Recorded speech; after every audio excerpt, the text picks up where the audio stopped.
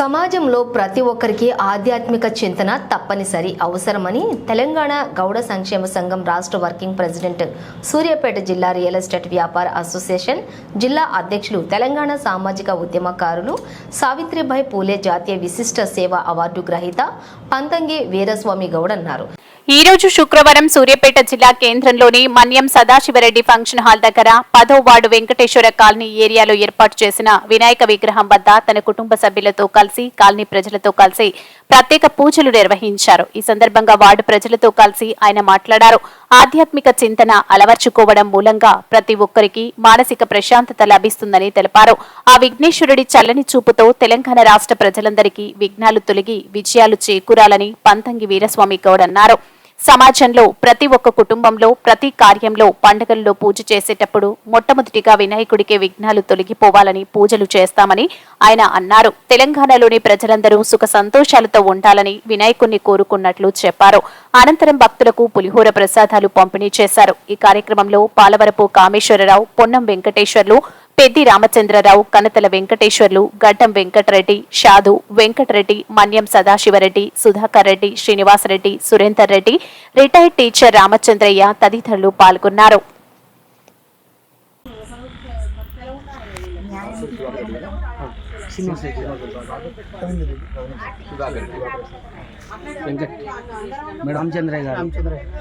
వెంకటరెడ్డి గారు, కామేశ్వరరావు పెట్టు వీడియో మాట్లాడరా. ఈరోజు సూర్యాపేట సదాశివరెడ్డి ఫంక్షన్ హాల్ ఏరియాలో, మన్యం సదాశివరెడ్డి ఫంక్షన్ హాల్ ఏరియాలో 10వ వార్డులో శ్రీ వెంకటేశ్వర కాలనీలో ఈరోజు ఒక 6 జంటలు ఇక్కడ వినాయకుడు పూజ చేయడం జరిగింది. తెలంగాణ రాష్ట్ర వ్యాప్తంగా మరి ఆ భగవంతుని ఆశీస్సులు ఇక్కడికి వచ్చినటువంటి కాలనీ పెద్ద మనుషులు 9 రోజులు ఎంతో కష్టపడి మరి కామేష్ గారు, వెంకట్ గారు, శ్రీనివాస్ రెడ్డి గారు, సుధాకర్ రెడ్డి గారు, ఇక్కడ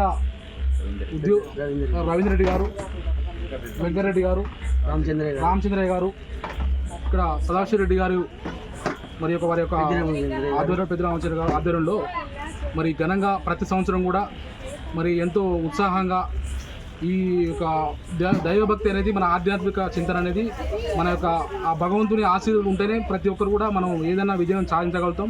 మనం ఏ సమస్య వచ్చినా ఏదొచ్చినా ఫస్ట్ మన కుటుంబం ఇంట్లో కానీ విఘ్నాలు తొలగిపోవాలని వినాయకునికి మొట్టమొదటిగా మనం చేస్తాం. అలాంటి వినాయకుని యొక్క ఆశీస్సులు మరి ఇక్కడ కాలనీ ప్రజలందరికీ ఆశీస్సులు ఆ భగవంతుడు కల్పించాలని ఈరోజు మేము అందరం కలిసి కూడా సంతోషంగా ఆ భగవంతుని ఆశ మరొకసారి ఉండాలని కోరుకుంటూ శుభాకాంక్షలు తెలుసుకుంటాం.